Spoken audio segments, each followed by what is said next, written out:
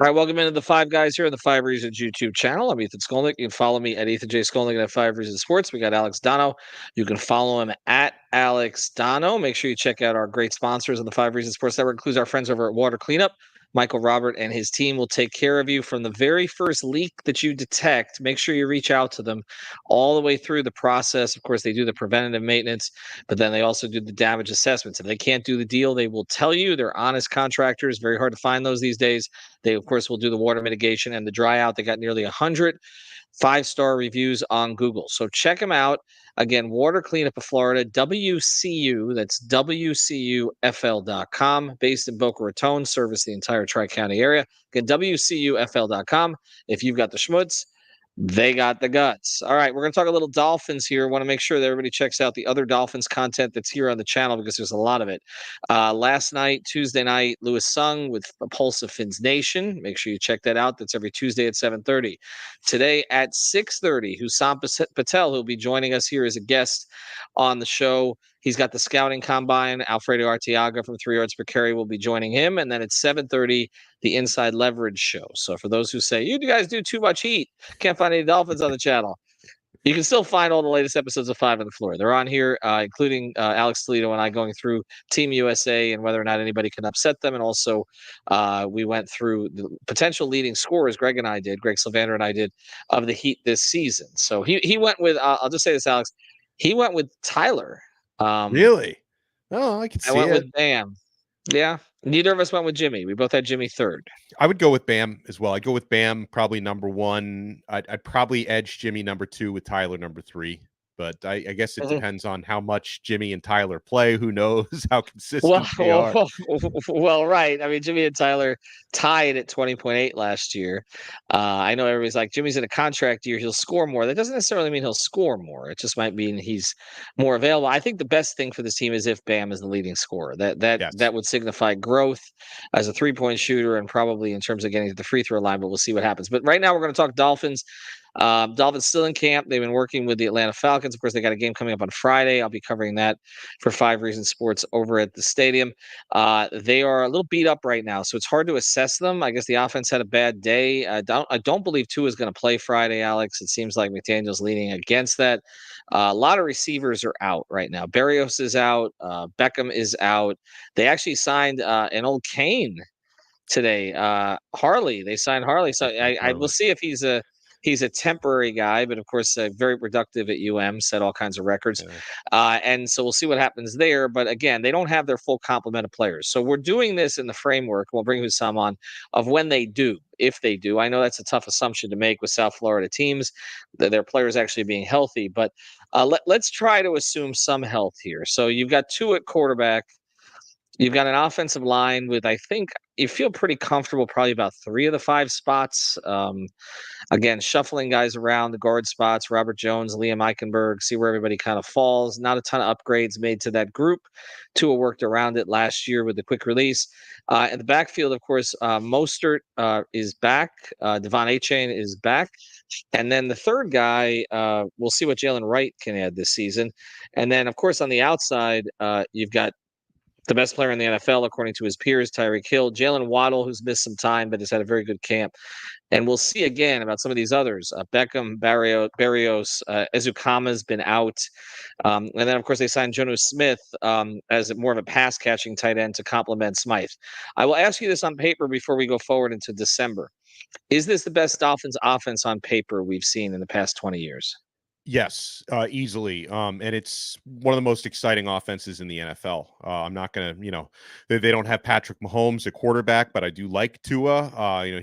There's only made one Pat Mahomes, and then he broke the mold after that. But just in terms of the talent and the pure speed, I can't wait to see what Odell. I know Odell. It's not Odell of 7-8 years ago. We'll see how much he has left in the tank, but Tyreek Hill and Jalen Waddle, we love those guys. I think adding Jonnu Smith at tight end is going to give the Dolphins another important pass-catching weapon that they didn't have at tight end this past season. So, yeah, I mean, I think that the question marks, Ethan, I'm glad you prefaced it by saying let's assume a relatively high amount of health, because I think this offensive line can be good enough if they stay healthy that includes having Teron Armstead for most of the season, especially in December. If he's going to have some injury issues, let's get those out of the way in October and maybe in November and December and January. Come playoff time, he's good to go.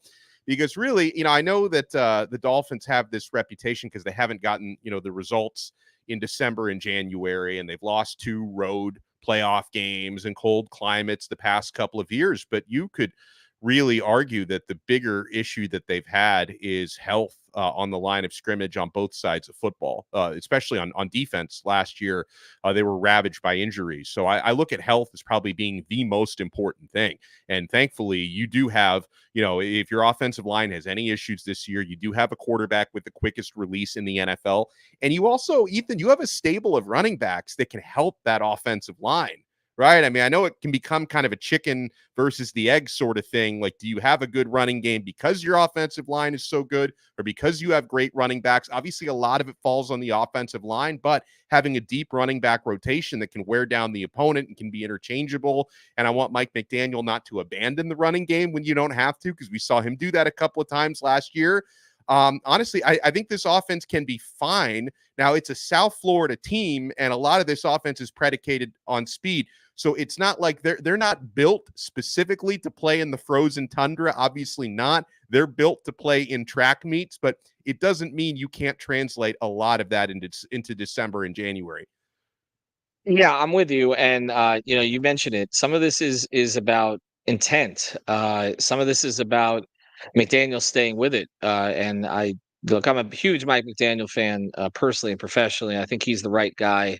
He's brought energy back to that program. It was miserable to be around the Dolphins, I can tell you, for 2 decades. One head coach after another who just kind of wasn't up to the job, but you drag the media down. And this guy is different. Now, sometimes we give him more benefit of the doubt as a result of it. We've got to be careful of that. And he has made mistakes. I mean, look, he's the offensive structure is his. And so you've got to give him credit for where they rank. But when push comes to shove, like you mentioned, in the big games, does he stick with a run? I mean, there were times last year you got inside the 10 and you're like, just give it to Mostert 3 times. Like, seriously, like set up different formations. I mean, let's not get overly cute. And he would get overly cute. And so I think we have to watch that stuff. Again, there's creativity and there's doing too much. And I think, inside the 10, in December, these kind of situations, I think he has to lean on this running game. They went and drafted a running back, even though they did not need one. They had a guy who led the league in touchdowns last year, another guy who basically led the league in yards before point of contact. I mean, Devon averaged 4.3 yards before point of contact last year, which is insane. And so, you're talking about a guy who makes the most of whatever the offensive line is. So they're in great position offensively. But to me, it's about how is he structuring this offense to be more physical when it matters. And Lewis Sung has harped on this a lot. And a lot of it to me, Alex, is about intent. That's just where it's at. So you got to keep guys healthy, obviously, with Tua, but this can't be just a Tyreek focused offense. They have to be more diverse than that, and it looks like they have added more pieces.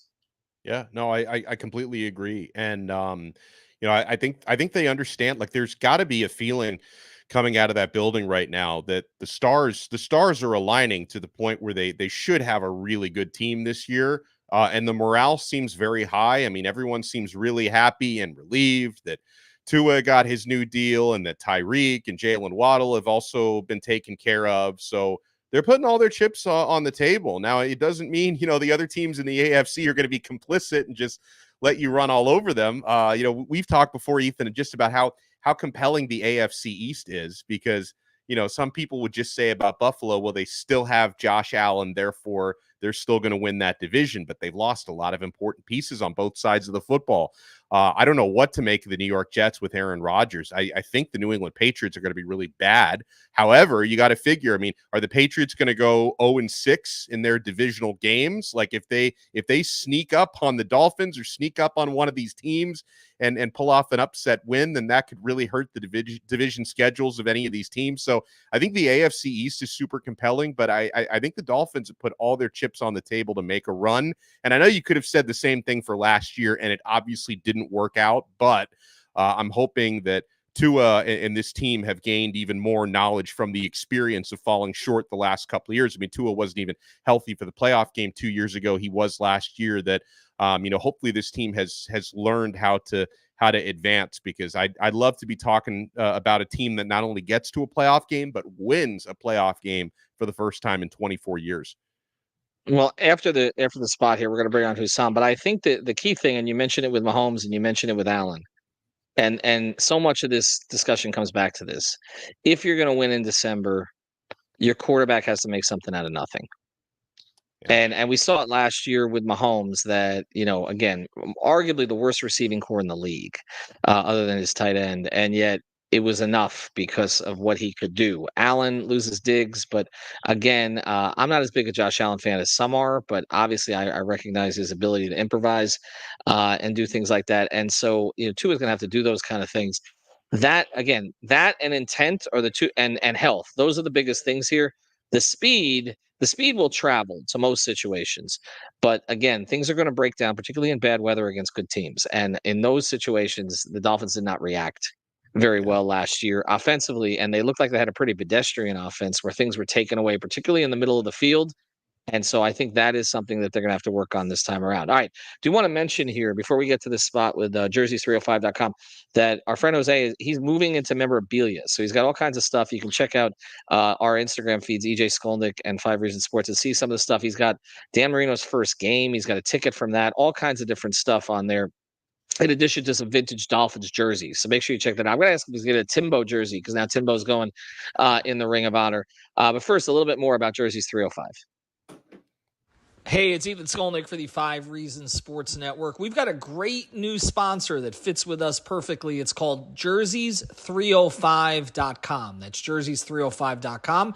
This is your home for dead stock and vintage jerseys from the Heat, Panthers, Dolphins, Marlins, and the other local teams. Their mission was born from a passion for wearing jerseys of the old styles and the past players. Jerseys 305 aims to make every fan stand out from the crowd with unique pieces that you don't commonly see anymore. Maybe 10, 15, 20 years ago, but not today. And Jerseys 305 was created by the fans, for the fans. They're diehards just like you. In fact, they're probably listening to this episode right now. So check them out, Jerseys 305, their partnership with 5 Reasons Sports, celebrating with a 10% discount on the next purchase using the code 5 at checkout. Unlock your exclusive savings on the entire vintage collection. All right, let's get back. Do we have Hussam? Yeah, we do. Oh, Okay, he's here. He's here, host of the Scout. We should have brought in, like, I don't know, we should have rung him in with some kind of music or something along those lines. We've got Hussam on tonight, 6:30. Is that correct? That is correct. What's on the show tonight? So tonight, Alpha and I are pretty much going to be recapping the joint practices today about, the news, the injury concerns, and what this Dolphins offense is going to look like, how revamped how it's going to be, and, Anthony Weaver's new defense as well. So make sure you guys tune into the Scouting Combine at 6:30 here on the 5 Reasons Sports Network and on the 5 Reasons YouTube page. All right, so we've got Scouting Combine at 6:30, Inside Leverage Show at 7:30, two different approaches to this. I do want to ask you this question. It's tough to evaluate right now because you've got Waddle out. You've got, basically the entire receiving core, but Tyreek is out right now. So I don't even know how we read into it. What do you think is the most significant change we'll see in the McDaniel had all offseason to look at this and the way the things kind of collapsed towards the end of the season. And that's with his quarterback healthy.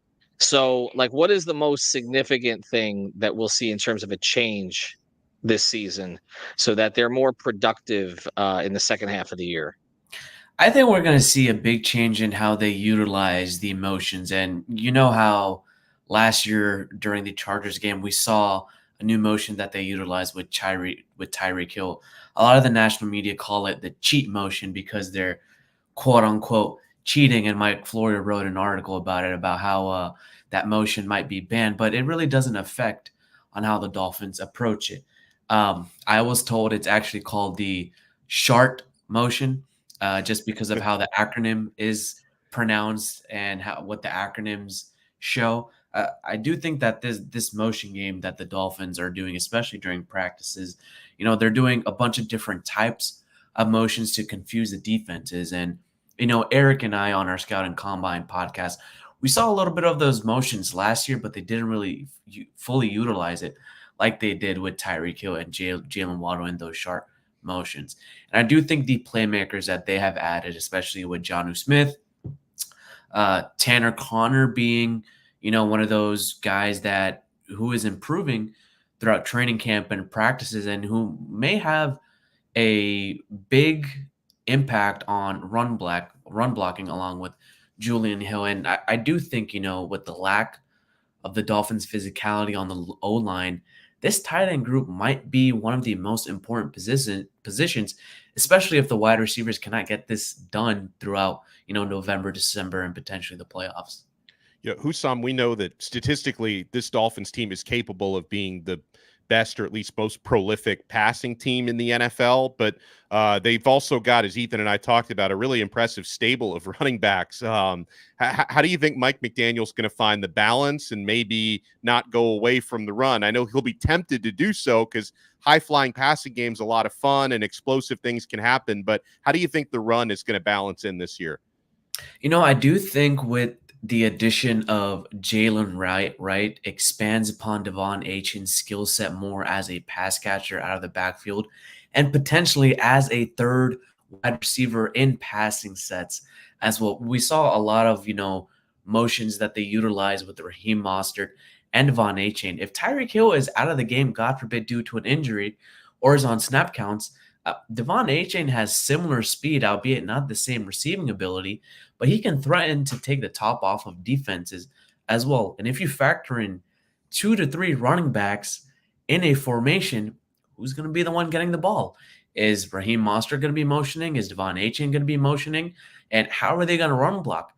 You have guys on the offensive line who can do power run blocking, like a Robert Jones, who looks like he's slated to be the starting left guard if and when Isaiah Wynn does, and if he does come back, they can do a lot of things on the left side of the line, which the Dolphins primarily ran 60% of the time behind. You talk about all the different options they have, and there's speed everywhere. But I keep coming back to this physicality because, and I know this is Lewis's big thing. And it just seems like, in December, and maybe things are different last year if they just close out that game against Tennessee at home. The whole season probably looks different. You're hosting a playoff game. You might actually have a playoff win under your belt and all the rest of this. I just didn't see them get that much more physical this offseason. Am I missing it? I mean, on the defensive end, on the defensive side, there's a lot of obviously new pieces, new coordinator, etc. You don't, Chubb and Phillips coming back from injury, other things along those lines. I mean, is this team, are they going to be able to push people around, or are they going to get pushed around again, you think?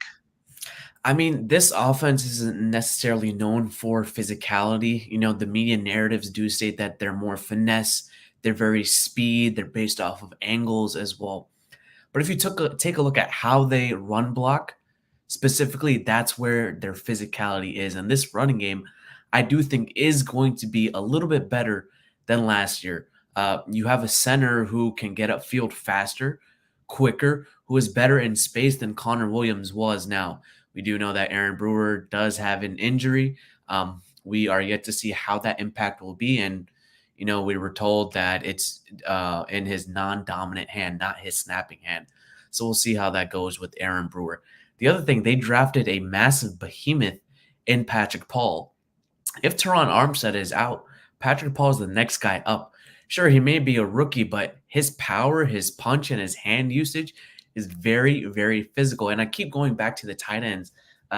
These tight ends, besides Jonnu Smith, are not known for, catching the ball. They are known to block in the passing game and the run game, and these are big dudes. Ethan, Alex, when was the last time you saw a physical Dolphins team in the 2010s, 2020s? Like it was pretty much non-existent except for that 1 year of Tony Sparano. Yeah, I was going to say the Tony Sparano days. Yeah, the Sparano year. I also think to a certain extent the Jai year, 16. There was a little bit more of a physical running game that they used there. Of course, things kind of fell apart when Tannehill got hurt, but they did beat up on some teams, but it has not been typically their style. I mean, they have That's primarily because of how the offensive line plays. Like, hey, if the Dolphins had a Richie Incognito type of player, again, type of Mhm. player, it would be a different story. But, they have offensive linemen that more so feel the skill set of this scheme. The scheme is Mhm. not power. This is not smash mouth football.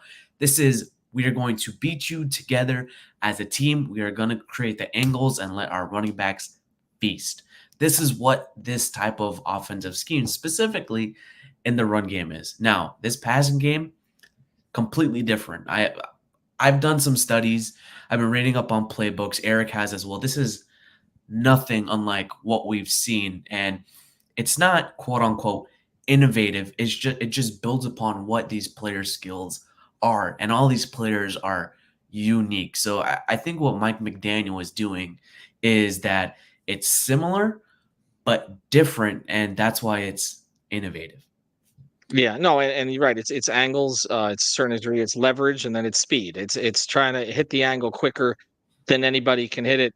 I'll close with this, and again, appreciate Alex, and also make sure you check out all of our coverage here on the channel. A ton of Dolphins coverage, much more analytical than we've done in the past. Also, check out Eric Smith, Coach Eric, Hussam's co-host, does a great job breaking all this stuff down. If you guys enjoy what Brady does on the NBA side, you'll like what Hussam and Eric do here on the NFL side. Is this season, in your view, a referendum on the coach's philosophy?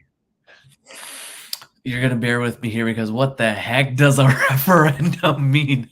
Well, it's election season. Yeah. Well, I'll say. I mean, are we going to come out of this year and say, "Wow, he's really smart. He's really great with the media. He seems like be a terrific human being. The players like him."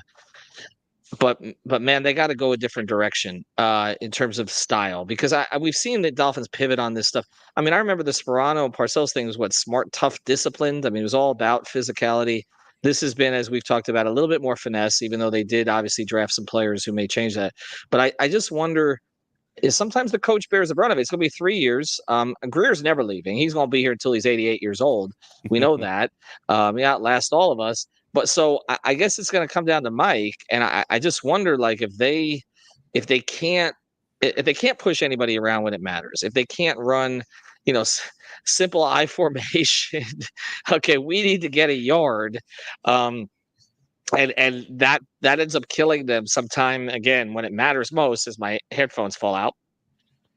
Are we going to be saying different things about Mike after the season? I think it's more so going to be against really, really good teams, elite teams that can beat you in a multitude of different ways. I mean, the Dolphins' offense can do that, but can they do that up against a Super Bowl, a Super Bowl defensive coordinator in Spags? Can they do that up against like the Ravens or the Bills? That's the biggest question. The way this scheme and everything is built up, they're able to get at least 10 to 11 wins a year in the regular season. The Dolphins have had sustained success the last 2 to 3 years. Now it's about, can we get to the playoffs? Can we compete for a championship? And that's something the Dolphins have not been able to do since my entire life. So, of course, there are going to be questions, but they just need to go out there and do it. If they just win in any type of way, any type of form, it does not matter how they win. They just need to do it. I mean, take a look at Kyle Shanahan with the 49ers. His teams are not known for brute force, brute power. It is about utilizing their skill sets, their speed, their angles, their RPOs, and how their offensive line is built. And the key to all of this is the offensive line, Ethan and Alex.